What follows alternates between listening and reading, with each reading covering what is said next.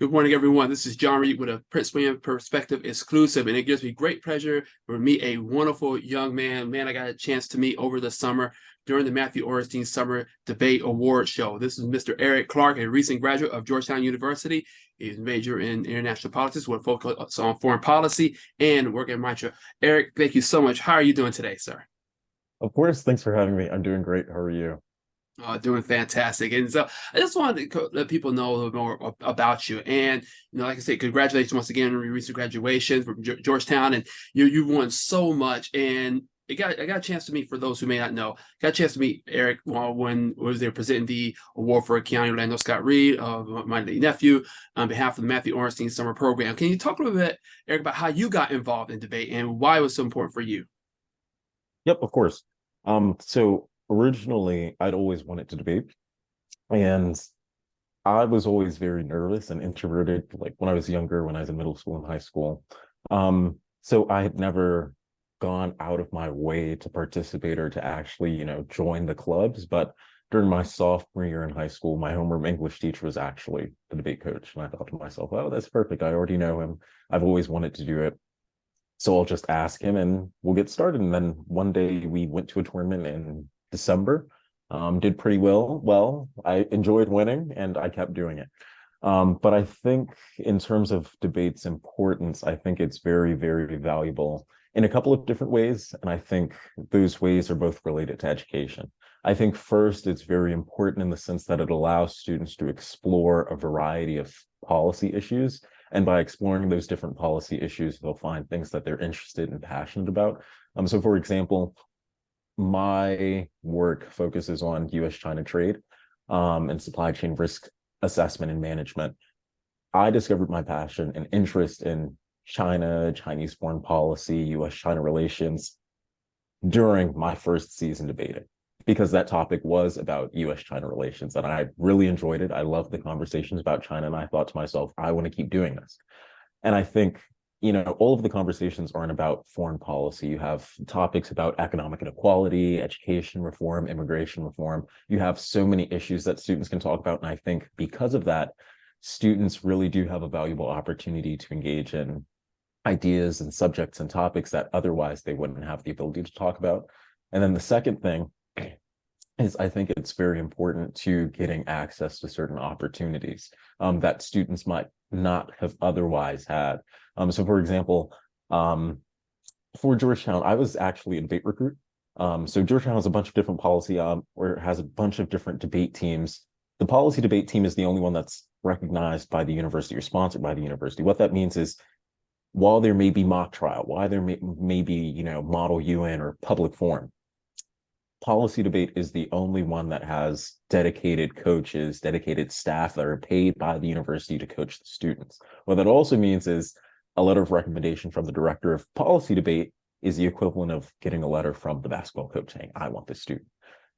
I had solid stats, but I wasn't sitting on, a perfect SAT score and a 4.5. So I definitely, things could have gone either way when it comes to getting into Georgetown. I really think having a conversation with the director of debate that was facilitated by the Washington Urban Debate League helps me better get my foot in the door and help me better secure my opportunities, which have helped me get to where I am today. So I think it's super important for just learning about different topics, but also getting access to opportunities that a bunch of other people have, but the students served by the Urban Debate League might not have access to otherwise. And if you would talk about kind of you're talking about, you had more of an interest in more policy, particularly in U.S.-China relations, and kind of take us through what it's like, because I can imagine it takes a lot of study and really understand, kind of the history between the United States and China, and a lot of what goes on with foreign policy and everything, like I said, from economic to trade, to auto policy. So can you kind of take us behind the veil a little bit? How do you kind of prepare for a debate when it comes to U.S.-China relations? Definitely. I think, and this is why I always love them, I think they're the messiest because there's a lot of noise and you have to cut through the noise and you have to make sense of everything. And I think it's really a question of, one, understanding both sides of the story. They say there's his side, her side, and the truth. I think it's a matter of understanding what both sides are saying and then cutting through the noise when it comes to those counter narratives to get toward the truth.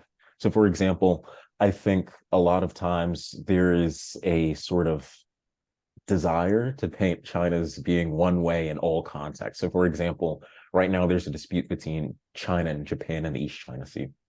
And I would argue that a lot of people would argue that China is acting very aggressively. But what you'll have in debates is people will extrapolate one example or one instance of aggression and try and say, oh, China's like this in all other scenarios. So you have these debates where you have people analyzing China in one context and trying to map that onto other contexts where the circumstances and the reality of the situation might be different. So it's a question of really trying to come up with sound analysis that is specific to the context that you're interested in. So if we're talking about Chinese behavior in the East China Sea, we need to come up with specific examples and analysis that is specific to what's happening in the East China Sea. If we want to talk about what's happening with Taiwan, we can't talk, well, you can, but it's better for analysis and it's better for debate and it's much more persuasive when you come up with analysis and you come up with examples that are focused on China's behavior as it relates to Taiwan or Chinese behavior in the maritime domain in the Taiwan Strait. It's all a question of coming up with analysis that's specific to the certain circumstances that we're talking about, that we're debating. And I think when it comes to preparing for those China debates, US China debates, or just China debates in general, it's always a question of, do we have sound analysis that's specific to the context that we're debating about? And you brought just a great point, Eric, because I think one of the things that's in debate, and someone who's did it myself on a much smaller scale, and one of the things when I would talk with nephew Keoni about the very same thing, and it's like you said, it's about getting people to understand. You're not really getting a chance to change your focus on the narrative, but you're presenting the facts, and you're kind of cutting through the chat to get to the main source, and so being able to understand those kind of sources and being able to go, point counterpoint. Do you find often that during these discussions, and and I was going to say in debates, kind of open up the mind a little bit more for further discussion, for something particular that, and I do remember you were also very sort of successful debate about climate change as well. And so, how do you go about when it comes to talking about these policies when you have people who are trying to go with counterpoints? How do you counteract that? Is it something you already have prepared for? Is it something you just kind of go at as the flow of the debate? It's a good question. Usually because of how I was trained, specifically at Georgetown, I put a lot of emphasis on the quality of evidence. So you can always make an argument. If I want to say the sky's purple, there's nothing stopping me from saying the sky's purple. But what actually puts weight behind each of our arguments or behind each of our claims is our ability to present a quality piece of evidence. And there are a lot of things that go into like quality. So for example, the qualifications of the author. So going back to these China debates or even climate change, if I am making the argument that CO2 is bad for the environment, and the opponent reads a piece of evidence that says, no, CO2 is great, what you'll find, specifically at the level of JV and novice, because we want to train them to, sort of understand what bias is.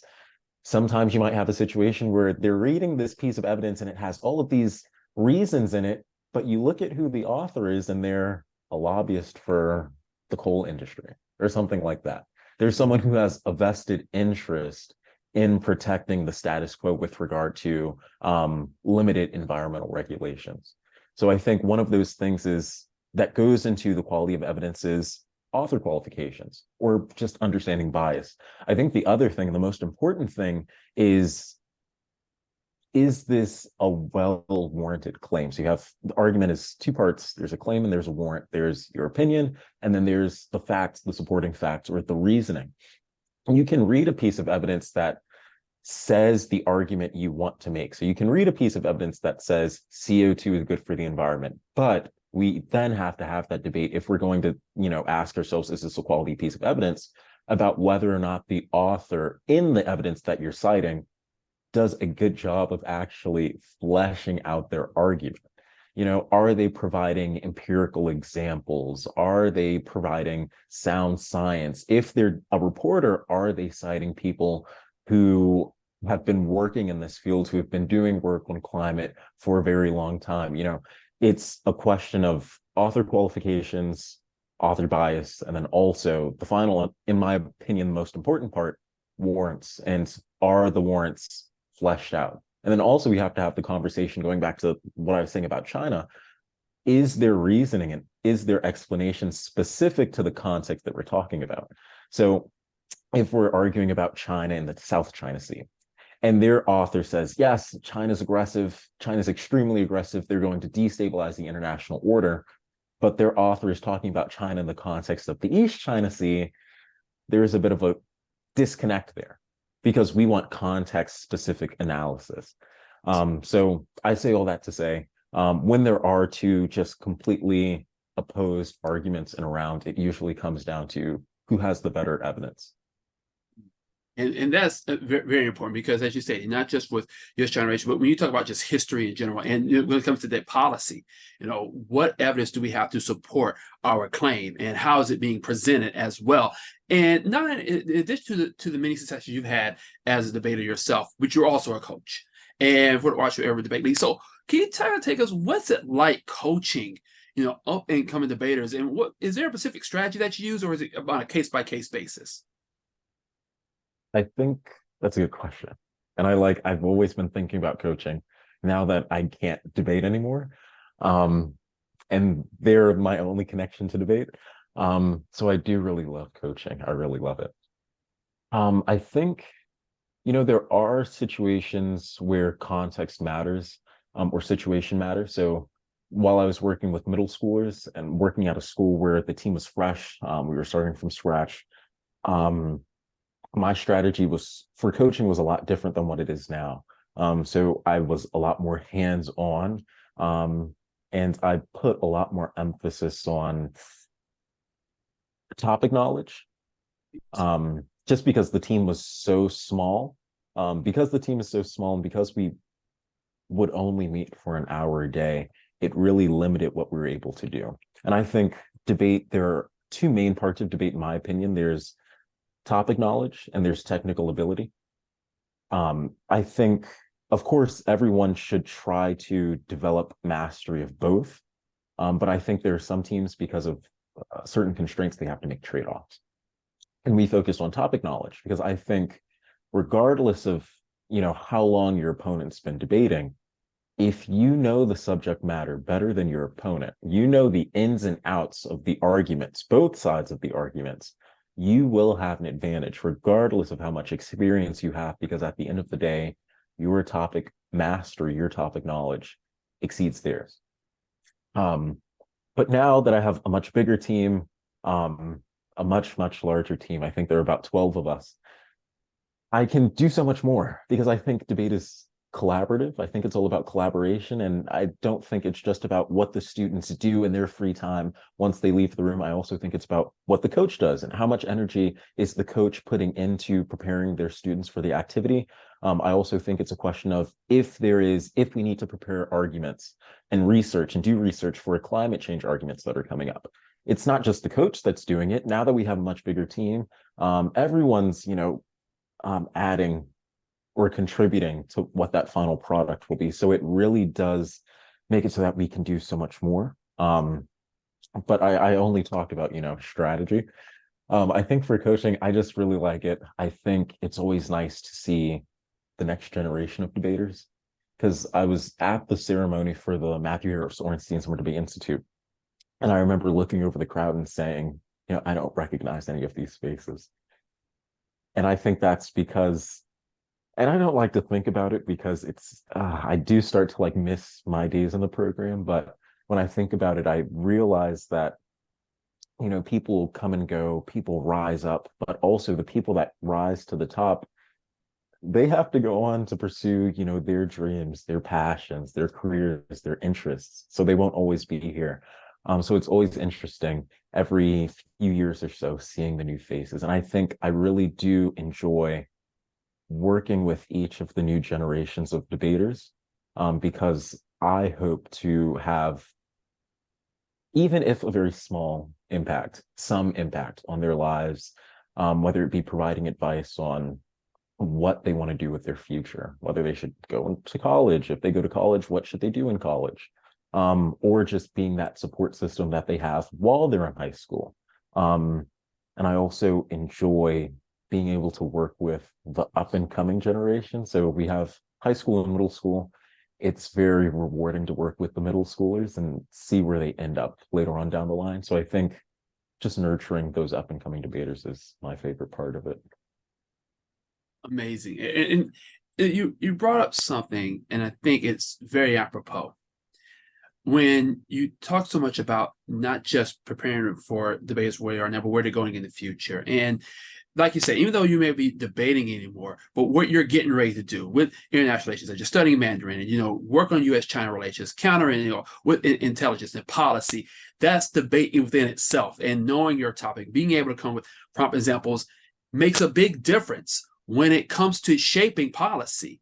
And we're seeing that now, especially as the world has gone more global. So how are you going to be able to, how you're taking that and being able to take it outside of the classroom, outside of summer camp, and now you're taking it on a global stage? Oh, what lessons can you take from that, Eric, that has prepared you?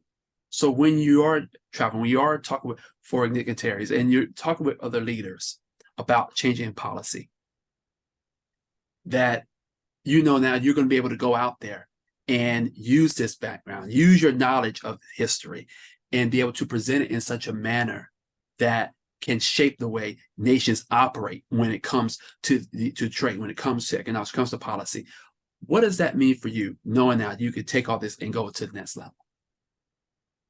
I think it's, I think, I think it's a great feeling, because I think, in debate, we always have these conversations about, what is debate? Is it just a game, or is it more? And then when we have these conversations about the educational impact of debate, we have these back and forths, these dialogues about whether that's actually true. Just because someone's debating about immigration reform, are they actually going to go out and use what they're learning to generate change? And I think it is very, very, it is a very great feeling to know that the things that I debated about, I can take that knowledge, I can take that information, that wisdom, and use it in my day-to-day, and also use it to better develop my career. And I also think about the skills. I mainly think about the skills that I learned, because there were some topics that I wasn't the most interested in, but that doesn't mean that while debating on those topics, I didn't take something away from it that would serve me now. And I think that's the ability to think about all sides of an argument before I present it. And it's funny because just this past spring, I was taking a philosophy class, and the professor, she had a habit of, I think it was the second week or so. Mm-hmm. So this is the third time we'd taken her class. And we realized, after this, that she had a habit of picking arguments apart. Because I think that's what you want to do. In order to develop the argument, you pick it apart. Mm-hmm. And absolutely. I was talking to my friend and I was telling her, I want to say something, but I'm nervous to say it, or at the very least, I want to think through all of the counter arguments that someone could make before I present the argument in class, because I know she's going to pick it apart. And I raise my hands, I make my point, she does it, but after she does it, I, have responses prepared, and we're able to have like a fleshed out discussion about the point I made. And I mention that anecdote for this reason. I think not a lot of people, or not everyone, has the ability to, before they, present an argument, think about all of the different angles. Think about what are all of the counter arguments that could be made. And I think that's important. I think that's an incredibly important skill, because when you're able to think about all of the counter arguments that could possibly be made, you're able to prepare for those arguments. And when you're able to prepare for those arguments, when you're negotiating, when you're having discussions, and you're able to respond to a counter argument succinctly, clearly, and powerfully, I think that's very persuasive. And I think that has a lot of power when you're having like dialogues, negotiation, conversations. And I think that is a skill that is one of the most valuable skills. I use it to this day in my everyday life. Even if it's not work, I use it to this day. And I think that's one of the most powerful skills that I gained because of debate. Because in order to be successful at debate, you have to be able to think about all of the nuances, all of the angles, all of the different perspectives, and be able to prepare to refute or rebut those different angles. So I think not only is the ability to take that knowledge and apply it to my everyday life amazing, I also think the technical skills that I gained are absolutely amazing. And let me bring it home with this, Eric, that because we know one of the greatest challenges for human being is public speaking, and especially about something that you may be passionate about. I remember when I spoke with David Trudeau, and over the years, and he would always talk about, how you were very studious, where you would go meticulous, and you would make sure every nook, every T, every T was crossed, every I was dotted. You would make sure through every little detail. And then he would talk about how Keoni would speak, and he would just go off and just go off the cuff. And it's amazing how he used various styles in order to reach your point, in order to be able to present it the way you just said it. But I think being able to grow into that point, it does take a lot of understanding of nuance. And so could you encourage the person who is looking at this? Maybe it's a middle school student, high school student who wants to get in debate. Maybe they're passionate about a topic. They don't really know how to go through that funnel, that channel. What would you say to them and say, hey, this is how you get started? I would say, honestly, I would say just dive in. My philosophy when it comes to coaching is, I don't want to say throw people into the deep end and let them learn how to swim, but I think doing is the best way to learn. I think you can watch people, it goes back to this conversation people always have about theory and practice. Just because you know in theory how to drive a car, that doesn't mean in practice you can actually drive the car. Just because you understand the theory of negotiation, if you've never negotiated, do you actually have what it takes to put that theory into practice? So I think really what debate comes down to is the ability to execute. And even though people may have different ways of preparing, at the end of the day, everyone has to execute, everyone has to perform. And I think the best way of learning is a sort of hands-on approach, where people, put themselves out there. People actually participate in debates. People actually open themselves up to feedback, instead of, because I think it's very easy to sort of, hide in your shell and say, oh, I could debate, I could go to this tournament, I could put myself out here, I could participate in this program, but I'm going to give it another month just so I can prepare a bit more. It's like, well, if you keep putting it off, if you keep putting off participation, when are you actually going to get the opportunity to practice? And I think when you're practicing, not only are you exposing yourself to people that are much better than you, which allows you to sort of learn from looking and see what are the people that are good doing and how can I implement that. You're also opening yourself up to feedback from people that might not be your coach, because I'm sure people have great coaches, people have amazing coaches, very intelligent people in their corner, but we also want diversity of opinion. We also, let's say there is something that the coach is lacking in terms of debate know-how. There might be a judge out there that picks up on what a student is lacking and gives them feedback on improving in that specific area. And they'd never have known that they were missing in that specific area had they not put themselves out there and exposed themselves to a more diverse crowd of coaches and judges. And I also think it's important for just building confidence, because I think, when you're rarely debating, it can be very nerve-wracking. I used to have terrible anxiety before. We had local tournaments and travel tournaments. Travel tournaments, we travel across the East Coast, across the country to debate teams from other schools. Local tournaments, I was fine. National tournaments, and I'm not exaggerating, my stomach would be in the worst pain imaginable. Like minutes before round one, the worst pain imaginable. My leg would shake sometimes, but every time after that first round, it was gone.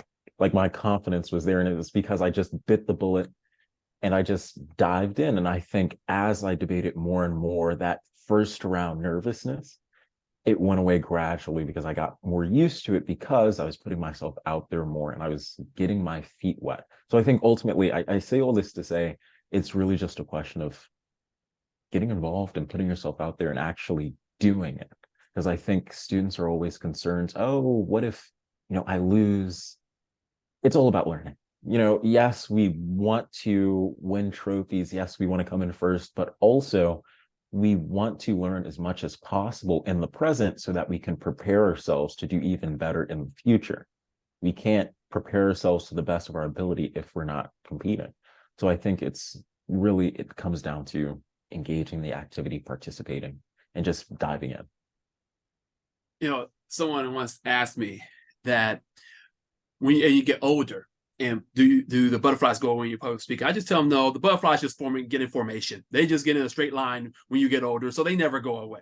I've been speaking out for 20 plus years, and so I just tell them, once you know they're in formation, you know how to get them out your system. So it is amazing. I always say the best conversations are the ones where I learned something, and listening to you, Eric, I've learned so much more. And now you've got me interested in learning more about Mandarin, learning about U.S.-China relations. And so I cannot thank you enough for taking time to speak with us today. And I am hoping for the best. We believe in the best for you, and looking forward to seeing you on a greater scale, seeing you impacting U.S.-China relations in a positive way, helping us with our policy, and opening the door for more debaters to come just like yourself. Eric, thank you so much for talking with me today. Orenstein, thank you so much for giving me the opportunity to talk to you about, the significance of policy debate, because I don't think that there are as many conversations as there should be about the significance and the importance of debate to, in particular, the youth. I think it is amazing in terms of its educational power, and I think if only more people knew about its transformative qualities, people would better embrace it. People would be more ready to embrace. And I think because of that, I really, really, really do appreciate you giving me the chance to talk about it today. My pleasure. We're definitely going to talk soon, Eric. Thank you so much for talking with me today. Of course. Thank you.